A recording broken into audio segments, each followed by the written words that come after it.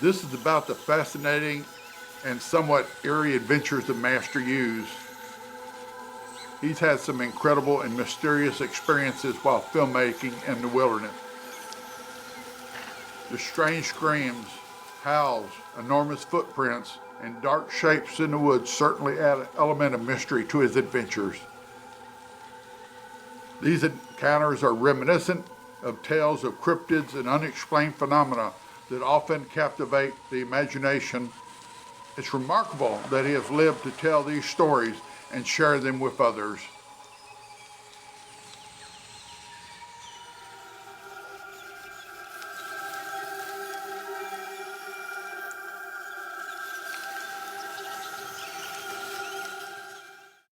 Welcome. I'm a lover of nature, and most of my life I have liked to go camping. I like going to remote areas or wilderness areas. I've spent as much as 3 weeks at a time alone in a wilderness area and never seeing another human being. But through the years, I kept finding strange things that piqued my curiosity, things that shouldn't be there, things that were a little bizarre. And a few years ago, I decided to start filming what I was finding. Strange footprints, hearing strange howls, and more. I couldn't explain it, but it did pique my curiosity. What was it? And so I started producing some films based on my expeditions around Bigfoot, because Bigfoot was the only logical thing I could think of that might explain what I was finding. And so I kept my clips, I kept saving them up, and I put out my first movie. And I found a little more information. I put out my second movie. Now I'm working on my 9th movie. I have always found some very strange things, usually a small amount on each expedition. This was not gathered all at one movie. It is not fake. I fake no footprints. Nothing is fake. It's things I found. And so I even found primitive shelter in both Oklahoma and Arkansas that an archaeologist gave me a call about. Couldn't explain it. Each movie I would put out, each summer I'd put out at least one, and I would have found some more strange evidence, more strange things, more strange footprints, more strange rocks, all sorts of strange stuff, but a little each movie. So here I am working on my 9th movie, and I decided to put together a lot of the little bits of evidence I found through the years from various movies.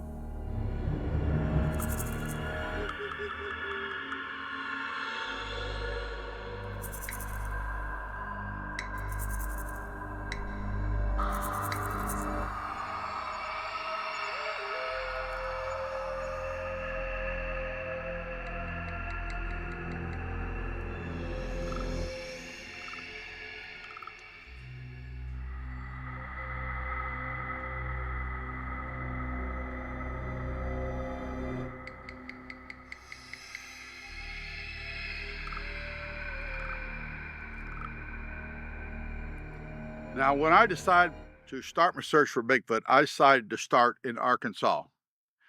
Why? Because there are very large, vast areas of forest there that go clean across the state over into Oklahoma. It was an excellent spot to start. That is why I started there.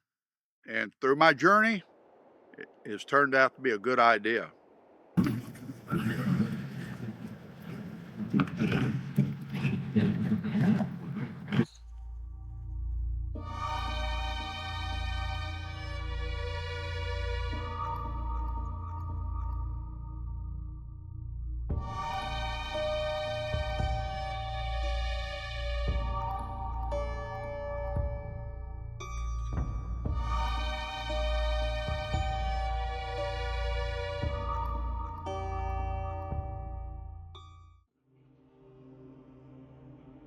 Well, our first day in, heavy rains, dark, cloudy, no animal movement. And tonight, gonna be more rain. Probably, if we're lucky, it'll stop about noon tomorrow.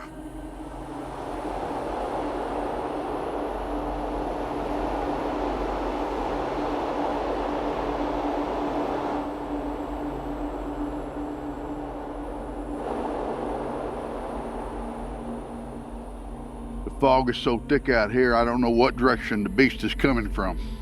He's there.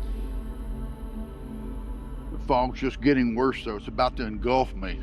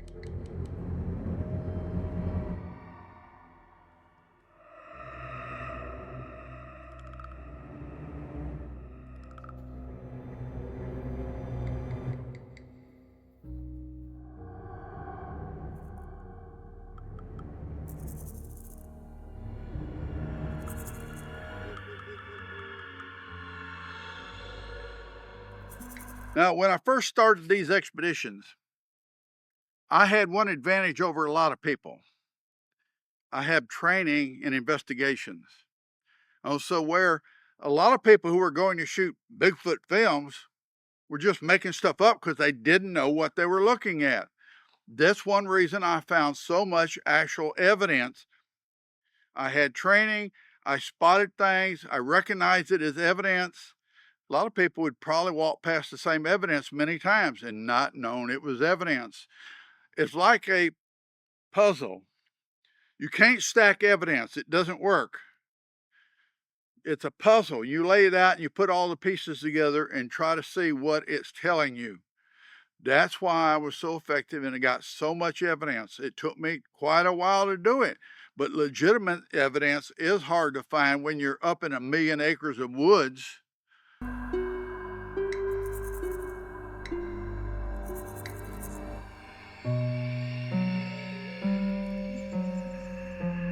We had solid rain all night, and there's been no animal movement, which is strange. Supposed to be raining again all night tonight. It's supposed to clear up tomorrow. It's really slowed down the expedition. Nothing is moving. Haven't even seen a bird.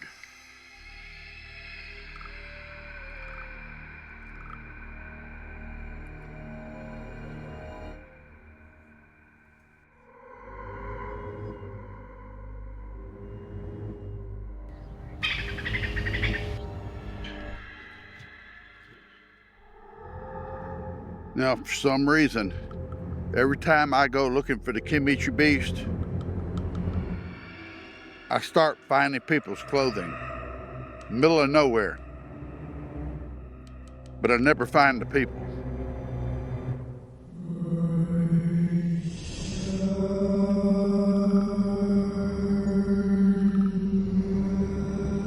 Now, this is some of the unusual things I find. All these rocks are placed in a semicircle. Why, we don't know. This is not a natural formation. It's close to a watering hole.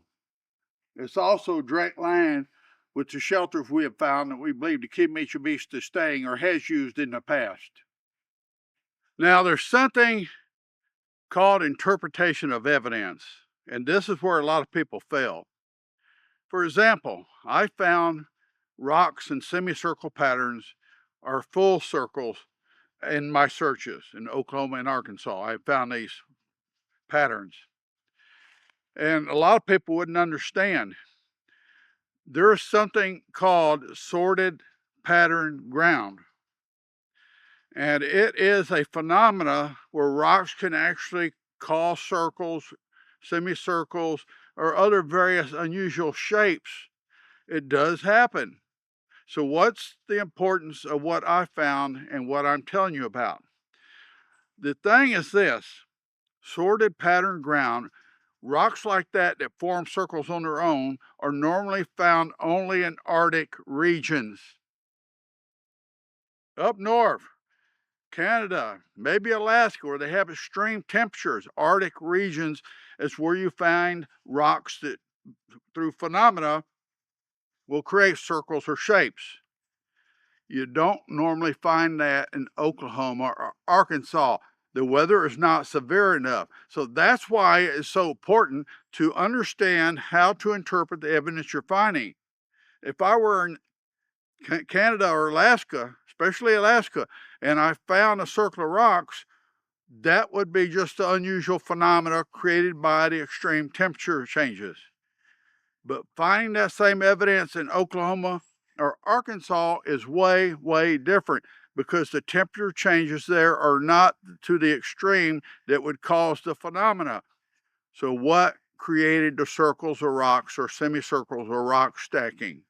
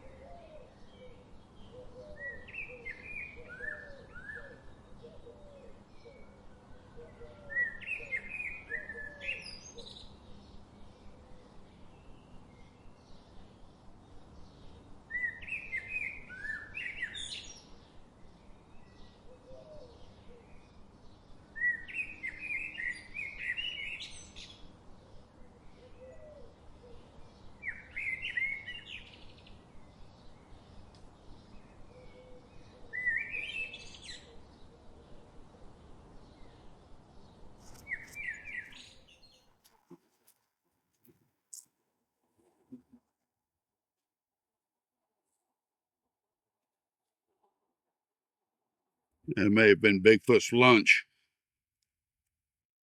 I never found a whole lot of stuff at one time. I found a little at a time. That shows it's legitimate. There were no piles of evidence. I had to go miles and miles, walk miles and miles, travel miles and miles, and find a little evidence here and a little evidence there.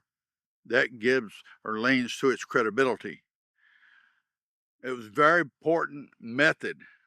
And when you're starting in such a huge, vast wilderness area, there's a lot of woods to search. You could literally walk by a dead body out there. It is so thick and brushy and hard. I mean, there's ridges and there's small valleys everywhere and heavy forest.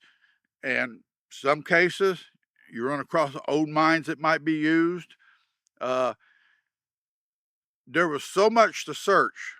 That was the greatest or biggest difficulty I had when I started.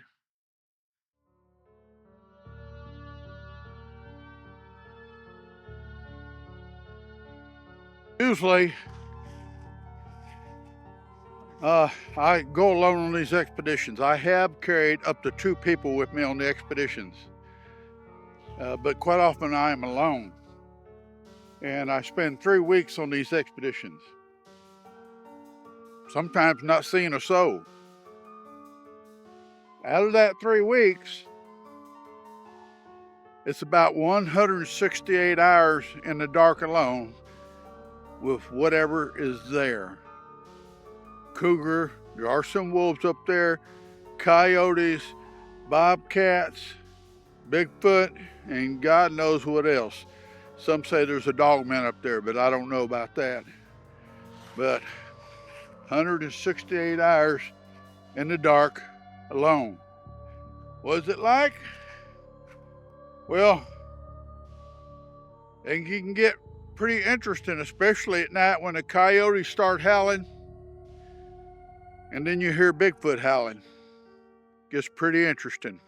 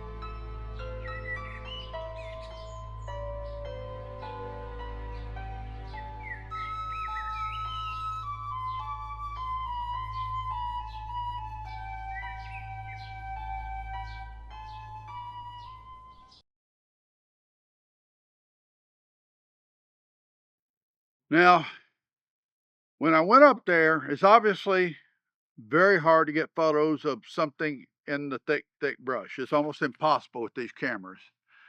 And same thing at night. Very hard to get pictures of something in the dark. And so I had to start making changes in what I was doing to try to make this work. Now, I was going up on the ridges, and sometimes I looked down the valleys and I'd see something moving down there, but it may be 500 yards away, 200 yards, 300, 500 yards, and it was dense, dense brush, so I couldn't see what was going on. So I came up with the idea to use a scope, and this is a really good scope, very nice scope. And I attached with a device a cell phone to it and tried taking pictures that way. Well, the problem with that is the cell phone is real small, and the photos, it was very hard to tell what they were. It just wasn't working too well. Not that the scope didn't work well, the cell phone didn't work too well in alignment with the scope. And so I got home and I decided I'd just pull the photos and look at them anyway, because I thought it was just a big dark blur. And when I put it on the computer and enlarged it, I realized I had some creature, in fact, more than one creature, I believe there's at least 2, in the brush, the thick, thick brush, several hundred yards away down the valley. And I couldn't quite make out what they were. I could see it was dark. It was black, dark, and really dark fur. I could see the fur when I really enlarged it. I could see what appeared to be a arm reached out and touching a tree. I had something. What, I wasn't sure, but I had something. So I took those pictures, enlarged them as much as I could. I checked through the pictures, and then I realized that it could not have been a shadow, nor could it be pareidolia, because it moved in the pictures. It changed positions. So I had something. What? I don't know. I still may not know. To this day, I don't know.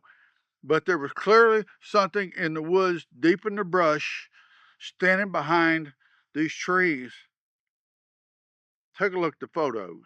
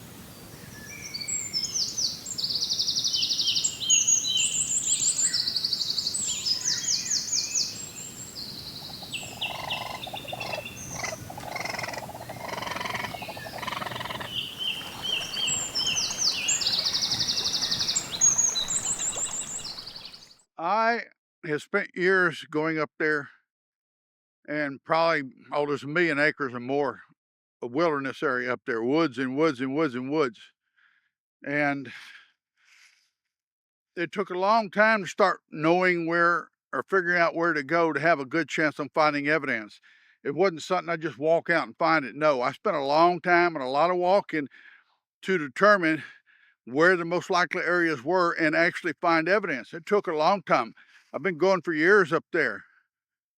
Well, that's what you got to do if you really want to find him. If you think you're going to walk out in the woods and beat on a tree and he's going to show up, you're a little daft. He ain't that dumb.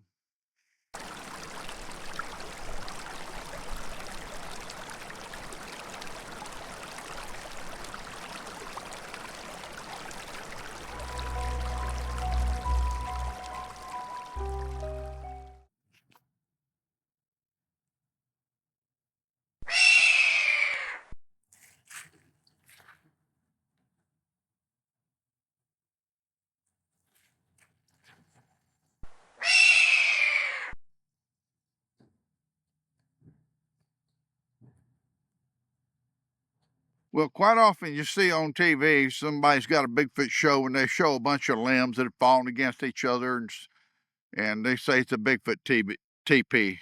I think what they call it, Bigfoot TP. In reality, a lot of them, they have a lot of limbs on it. Look like a regular TP. They're fake. They were man-made. Okay. The others were created by downshear and tornadoes and that kind of stuff. Very common in the woods. So what's different between that and what I'm showing you, the shelters I'm showing you? One, the location. They're in very, very remote locations and rugged locations. Two, the building shows a definitive purpose. Construction. There was construction intent. Not just some limbs laying around or stacked together.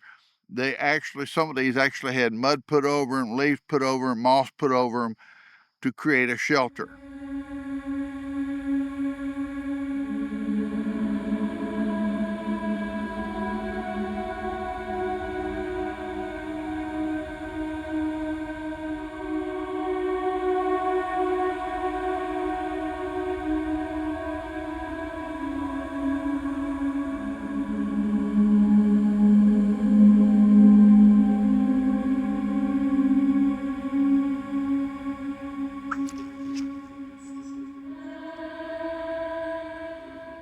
Now, I've put out a lot of movies so far, and I have a wonderful group of fans that follow me.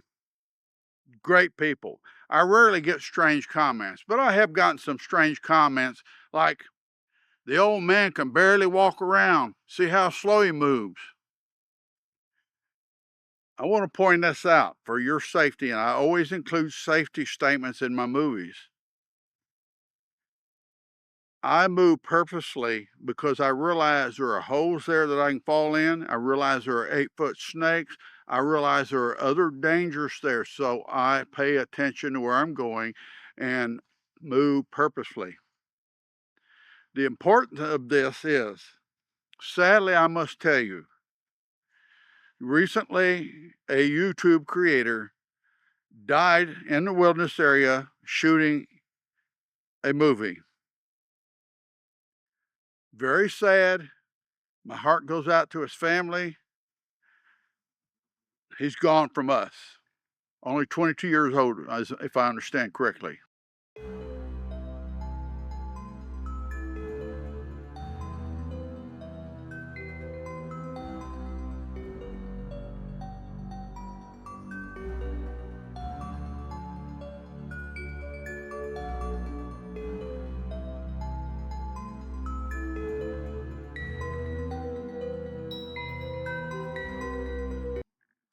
So please, when I say something, listen to this old slow-moving man. It might keep you alive. It can be dangerous in some of these areas. Now, I love it. I love the adventure. I'm willing to go out there. But I also want you guys to understand, take interest in what I'm saying about safety issues when traveling and going Bigfoot hunting or wilderness areas.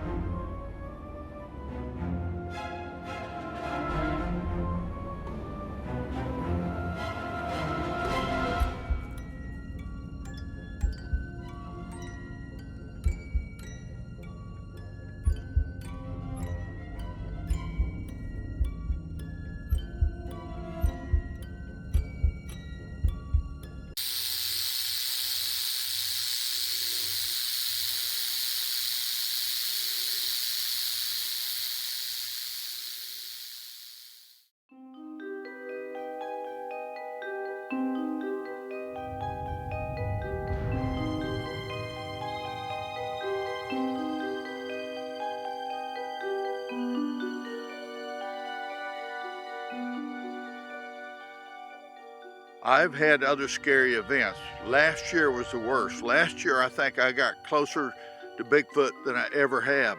As I was sleeping in a hammock, and I woke up during the night, and there was growling. It was right there in the camp. It's growling, growling. I jump up to try to get my flashlight and my camera, and I hear this strange whistle on the hill right behind me. And before I could get the camera and the flashlight, he was gone. So I sort of believed that the whistle was a warning. But for years, I've had these unusual events happen when I come up here. Never the same, always something new. But it most certainly can be unnerving.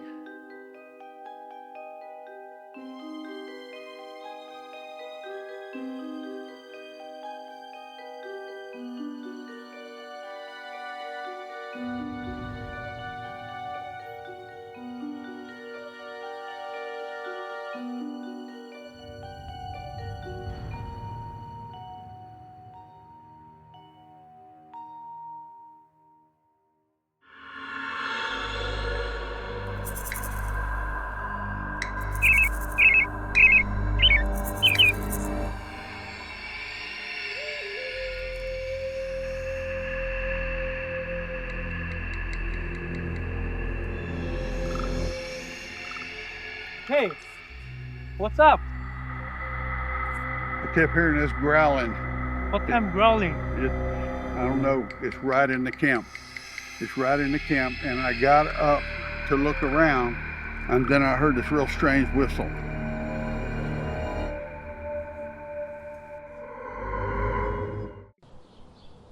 The worst part of being up there alone is being out in dark alone, especially when the fog comes. That fog puts you at a very big disadvantage. I mean, the fog can be really thick sometimes. Comes over that ridge, and if it gets down in there, you're covered with fog. You can't see what's around you. You don't know what's there. You might hear things, but you can't see it. That's a pretty spooky time, I can tell you that, because you really start realizing how defenseless you are.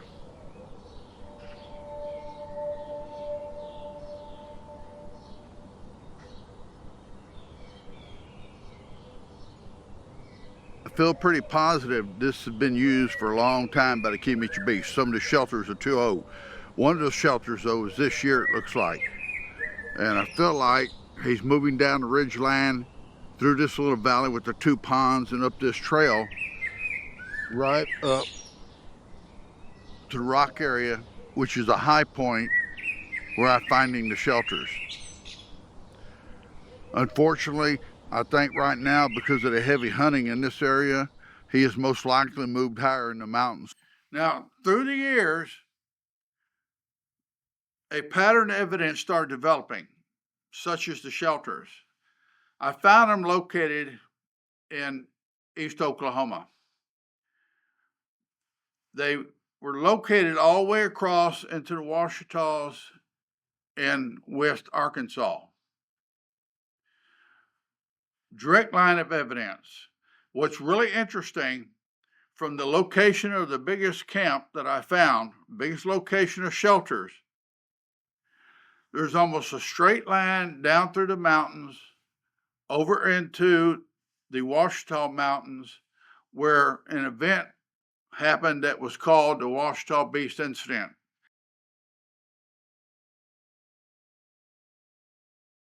Till September 2024, we had used a night camera. It worked well in open areas, didn't work in the brush. It also emitted a light that the animals apparently could see, so they weren't coming close. We switched to a thermal camera. Now, we got some shots. Most of these shots are something that is quite a distance away. We zoomed in best we could. We had one that drew our attention. The white area appears to be the body of an animal. The red is the heat emanating from the body. It appears to be crouched down and have two legs, and it's crouched down, apparently hiding behind some rocks or something. The second shot doesn't show as much, but it still shows a thermal reading that something is there. And the third shot may be the strangest. It appears to be the large head and shoulders of a creature, eyes, nose, long shaggy hair, and make of it what you will, but it was there. I can't tell you for sure what it was. I can tell you it does appear to have the silhouette that we would expect for a man to have or a Bigfoot.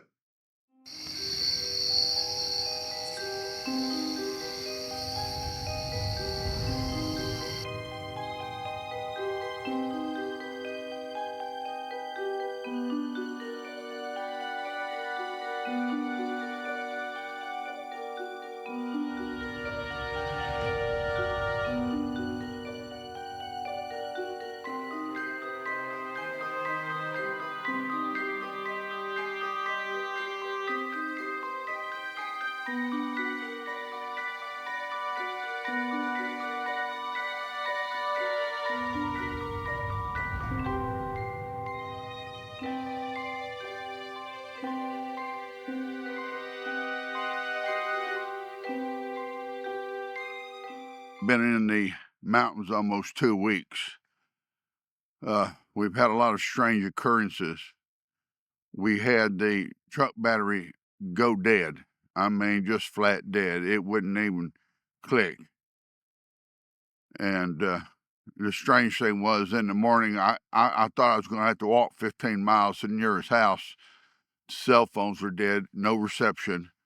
And for some reason, I just got in the truck and tried, and it started right up.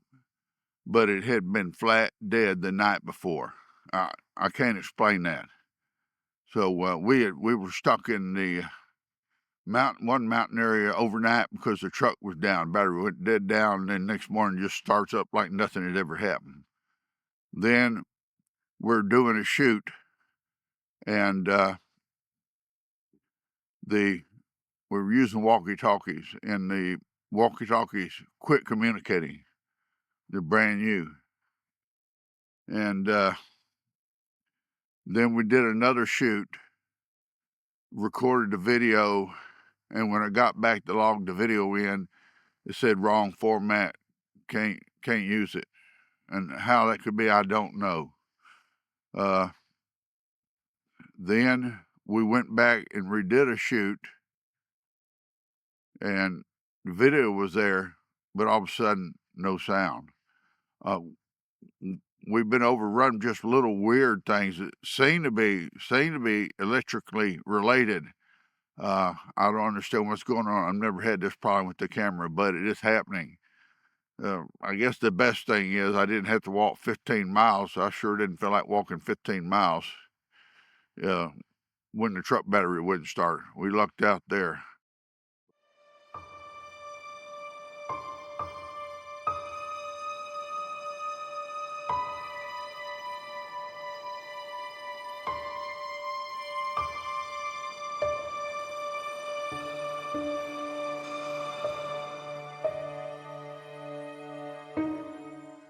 We're on some private property in an area that we have explored before.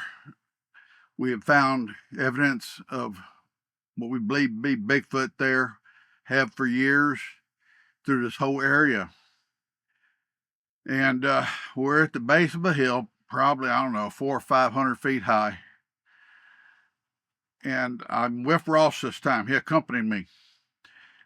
We made our way up the hill on one side. And as we got to the top, you just get lost. Everything looks the same. There's no directional markers at all up there. So we circled around to the other side of the hill, and there apparently is a valley that's hundreds of feet below us, and it's heavily brushed. Lots of brush, real heavy. As I came over the crest of the hill, I noticed a movement down below, down the valley. It's at least 150 feet down there. It's a very steep drop. And I realized immediately there was a large, hairy, dark-haired creature there. And as I came over the top of the hill, apparently it recognized that it knew I was there somehow. It was too far down to see its face. All I could see is the big body, dark hair. But apparently I seen a movement. It looked like it looked up towards me. And when it did, you know, it really sinks in my head. There's something big down there, really hairy, and that's so far down for me to see it. It's really big. And so I tried to move forward, thinking for a minute I might go down a hill, but it was too steep to traverse, too dangerous. In that length of time, the creature, whatever it was, had just come out of the brush. It spots me and then takes off. Takes off to right across this little opening to the heavy, dense brush and disappears. As I said, it's too deep, too dangerous to traverse down the hill. It's really steep. I couldn't have made it in time anyway. But I do not believe it was a bear. It is very big. To be that far away, it's very big.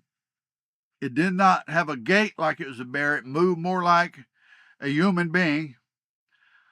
How it spotted me, I don't know, because I'm way above it, but it did.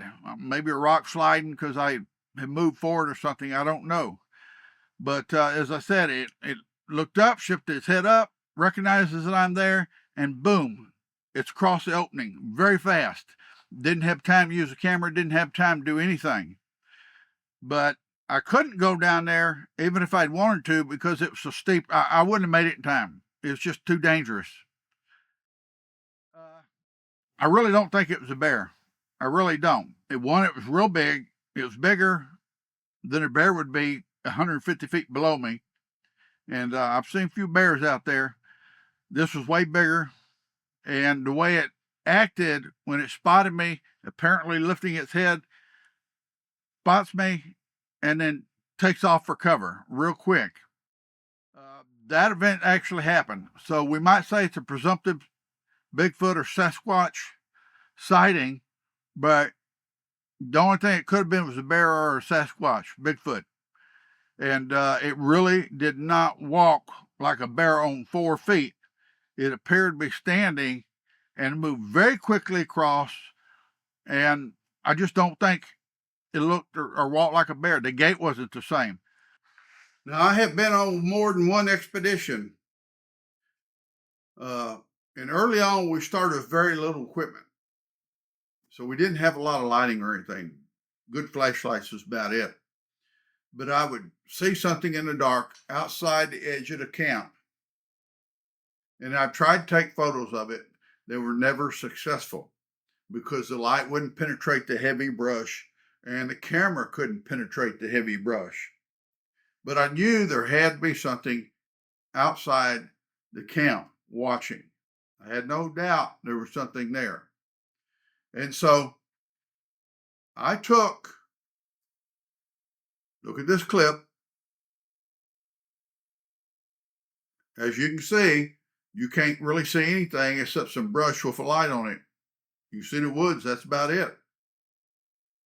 But I took that photo, actually, it's a photo. I enlarged it. And of course, it's all blurry, except, wait a minute. I can now see the form of a big, dark object that appears to me, looks like the head's above that, looks like a shoulder, looks like an arm, elbow, lower arm right here in the photo.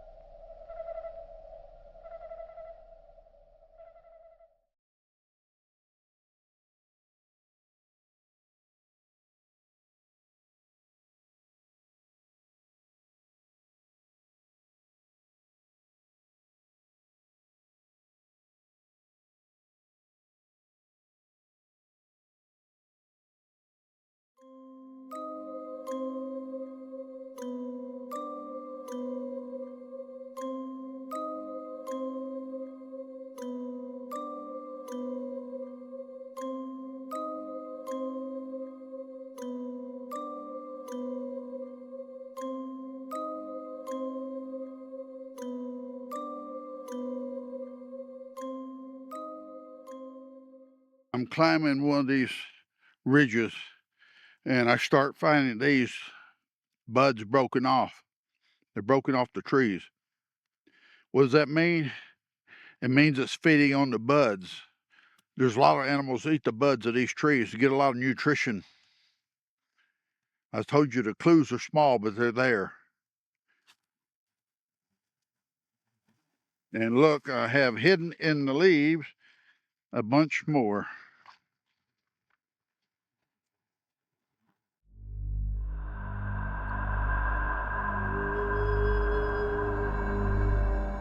The altering of time and space in certain areas in the wilderness where a sense of time and space is lost.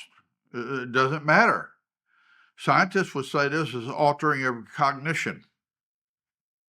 Could be. As you can see, I have a lot of education behind me. I'm very familiar with the effects of it. Some people would say it's a tunnel, a time tunnel. Some people would say it's an opening that Bigfoot travels through.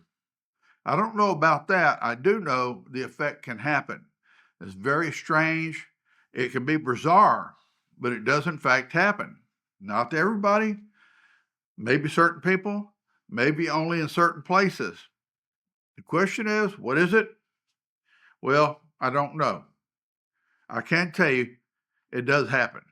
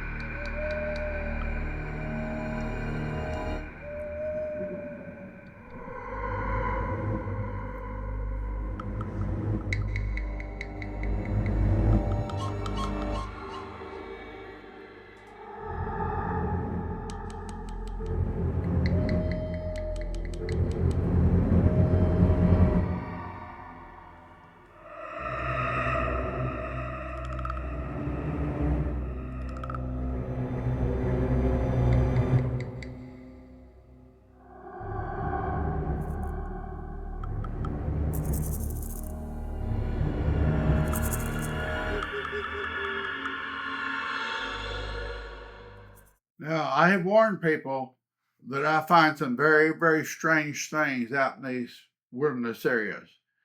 Some of it is really scary. So if you're faint of heart, don't watch this next section of the movie.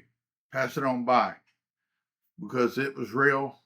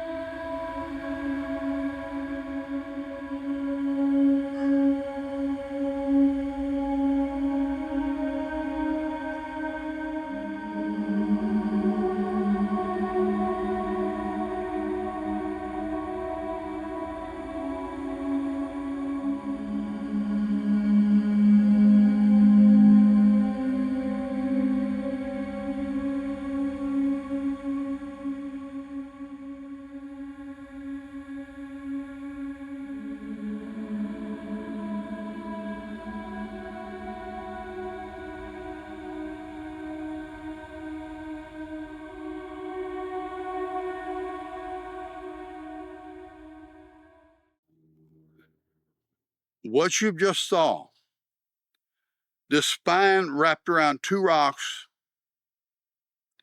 it's real. This is real. I did not create it. It was there.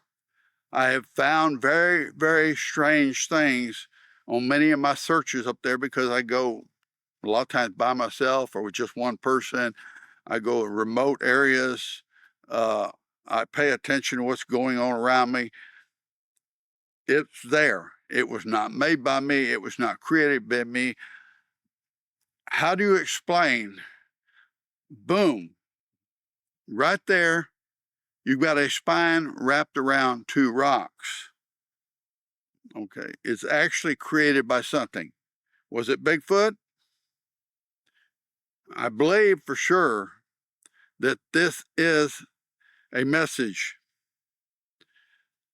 I also know that this is probably one of the scariest things I have ever found on my Bigfoot expeditions. I've found bones. I've found all sorts of very, very strange stuff. This is probably one of the strangest things I have ever found, and I think it could serve as a warning. It was placed there as a warning. What can I say? I can only assure you, I found it as is and documented it. And I found other bones out there. I've found other strange things out there. But this is absolutely the spookiest, strangest thing I have ever found.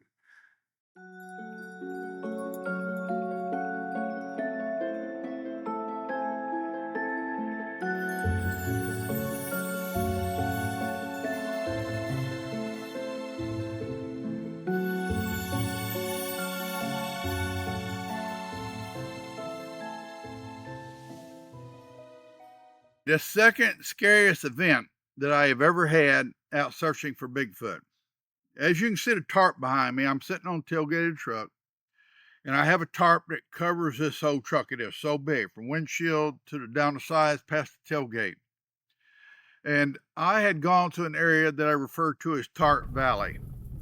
And this is an area where I have consistently found evidence of Bigfoot. And on that trip, I found a big rib bone, along with a big mulch pad where something had been laying.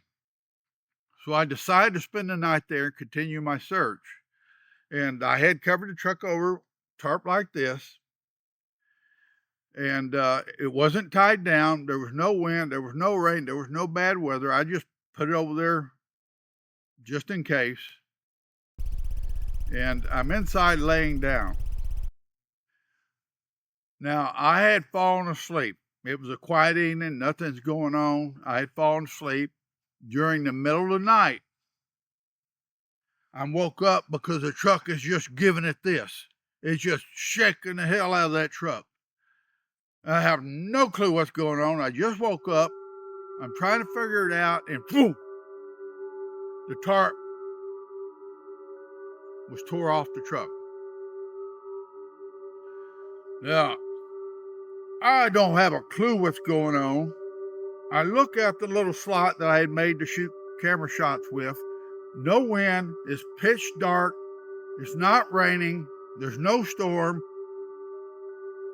And I really couldn't figure out what happened. I mean, I'm sound asleep. And I really couldn't figure out what happened. So I logically deduced, well, a wind shear must come along and yank the tarp off the truck. Not thoroughly convinced of that, but it was practical, it was logical, it was possible. And so the next night, I took the time to tie the tarp down at the front, the sides. The only thing that was open was here at the end, so I could get in and out. Okay. And I went ahead and went to bed. During the middle of the night, I woke up again. The whole truck is shaking like this. It's just shaking me all over the place. And I'm going, what the hell? And I sit up, and the tarp is right in front of me, and I saw this tarp lift out. I'm inside. I see this tarp lift out, all the way out, lift it up. And because it was tied down, it didn't go off. It came, lifted up, drew tight, and when it wouldn't go, it dropped back down again. Okay, now I'm going, what the is going on? And again, I look out the side, I look out there, I can't see anything. It is pitch dark. It's pitch dark. You know, the first night I thought, well, freak wind. The second night, I saw this end of this tarp lift right out like somebody had grabbed it with both hands and pulled it tight, trying to pull it off, and it wouldn't go. And when it stopped because it was tied down, it's like they just turned loose of it and it just settled back down again. And you're sitting out in the middle of nowhere by yourself, especially in the dark. You start realizing your strengths and your weakness, especially your mental weaknesses. Because if you don't have a strong mind, you're already defeated. And so when I have events like I had where an animal came into camp and is growling, I mean, it's right there in the camp with me and I don't even know what it is. Trust me, that'll wake you up. Man's biggest weakness is the fact that he believes he's stronger than he is. He doesn't understand how weak he actually is. Get out there in the wilderness, you'll start realizing there's a little thing like a spider that can take you down, or a little rattlesnake can take you down, or a fall can take you down, and you realize tough is an illusion. You realize how weak you are. I've been out there, you know, things up on the ridge watching me, things behind trees watching me. You see it, but you can't get a good view of it. You don't know what it is. You're being stalked. You know, we stalk animals, but when animals start stalking us, we know that it's a different ball game. You know, a lot of these things go through my mind because it helps me survive. I'm aware of my strengths and I'm aware of my weaknesses. That's reality. Like when I had that tarp tore off the truck, the whole truck starts shaking, tarp tears off the truck. I didn't say much more than that about it to anybody. I just said it happened. But you're sitting there and you know that something was powerful enough to shake your whole truck and tear a tarp off is not afraid of you. And you're looking, where is it? Where is it? It's in the dark, you can't see it, but it's there. It's like you're a sitting duck and you know it. At these times, you find where your inner strength is. If you're weak, you fall apart. If you're prepared, you handle it. A lot of these things go through my mind because all these events have happened. The dealing with the bear, I had to move from one valley to another valley one time because the bear kept putting us at risk. And then we actually had a run-in for bear once. And then there were rattlesnakes big as my arm. And here again, we're going through all that brush, and there's so many leaves on the ground, it covers up the rattlesnakes. You can't see them. So every time you take a step, you remember that stepping over that log, you better watch what's under it. Stepping around the rock, you better watch what's around it. I've seen these snakes sit right there in the open and you not see them because the human mind actually only realizes about 1% of what's going on in the environment around it. Most people don't realize that. Only about 1% of the data does our human mind take in and realize. There is so much going on out there.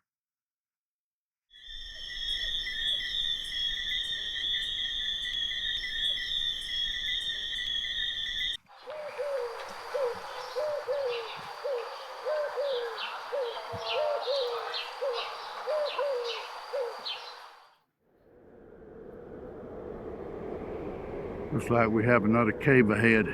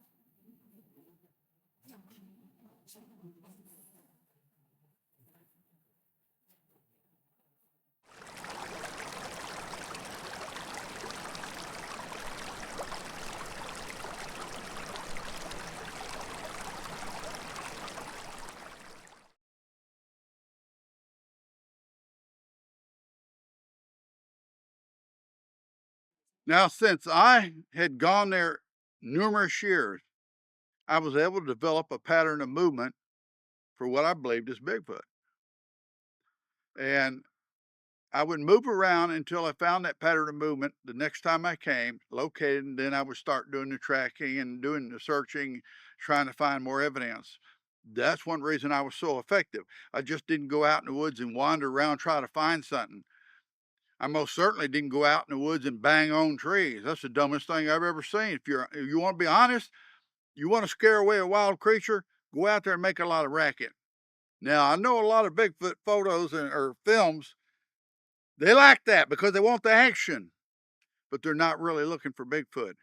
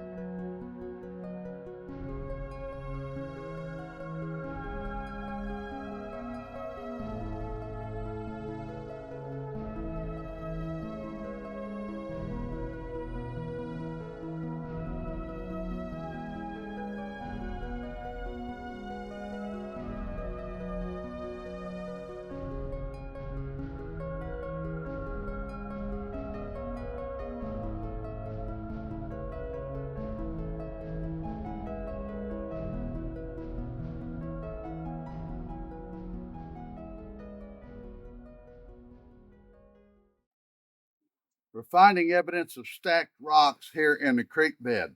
Now, when this creek bed floods, it probably comes down 30, 40 miles an hour, the water does, rushing through here. So it's not possible for these stacked rocks to have lined up like that by themselves or due to the nature or forces of the water.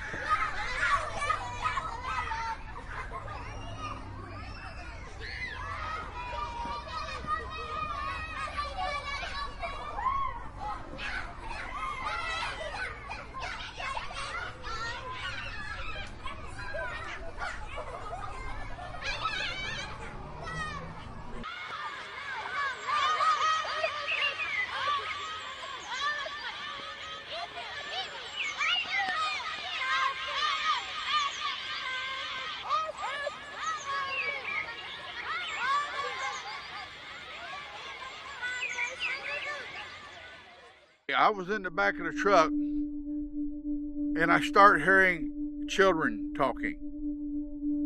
Now, that sort of blew my mind because I'm in the middle of nowhere.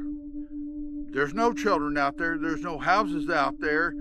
I'm up on the ridge doing a search, but I'm hearing children talking. I get out of the truck. I look around. There are no children there. There is nobody there, but I'm hearing children talking. Now, I've had this happen once or twice before over the last 15 years. It doesn't happen much, but it always happens when I'm in a very, very remote area. And what can I say? It's spooky. You're out there in the middle of nowhere and you hear these children talking, and you look around and you can't figure out where it's coming from, but you can hear them. Now, some people claim that Bigfoot will imitate children to try to draw you into the woods. Well, it's happened a couple of times to me too over the years, but I had enough sense not to go in them woods. Ain't working on me.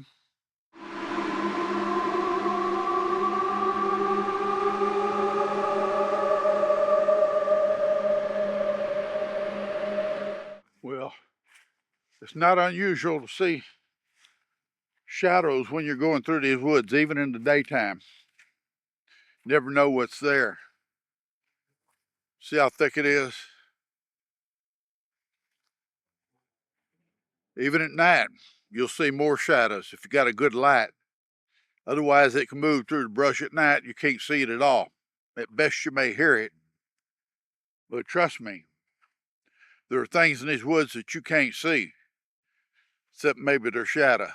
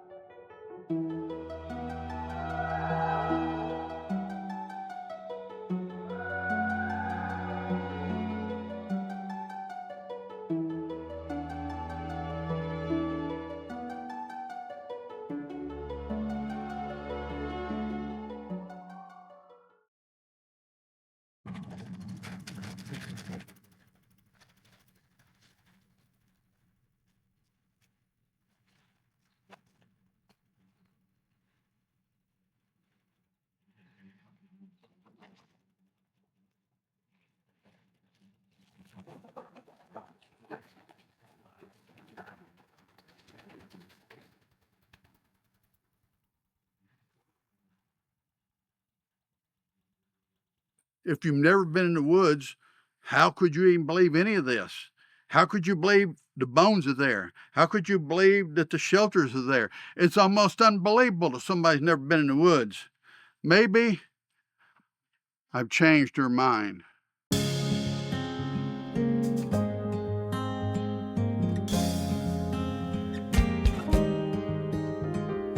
Deep in the words I hear them say, something lurks in the dark. Out of the woods comes an awful scream. Something lurks in the dark. The chemistry's a fearsome beast with a scream like thunder that will make an old man shake. Something lurks in the dark. The chemistry will steal your soul and leave you in a bloody hole. Something lurks in the dark. Oh, chemistry spare my life. Under the willows don't take my life. Something lurks in the dark. Ooh, chemistry, I hear your screams tearing through the trees. Chemistry spare my soul. Something lurks in the dark. I know the forest is a holy place. I dare not tread. Oh, I know you are an old soul, guarding the sacred forest. Can you spare my soul? I beg your forgiveness. And if I met you in the forest, please forgive my transgressions. And when I look at the full moon, I'll praise the ancient spirits. But when I hear your wail at night, I'll remember something lurks in the dark. Ooh,